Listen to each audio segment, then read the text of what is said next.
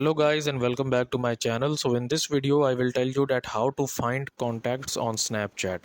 So before starting this video, make sure to like this video and subscribe to my YouTube channel for more tips and tricks like this one. So first of all, go to the Play Store and make sure that your Snapchat application is up to date. And after this you need to open up the settings of your phone, and basically we have to give permission to Snapchat to access our contacts. So for this we will click on apps and notifications and then open up Snapchat from here.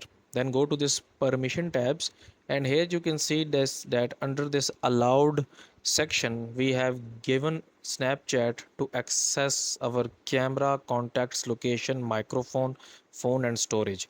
And if contacts is not in this allowed section, if it's in denied section, just click on contacts and click on allow. After this, open up the Snapchat application.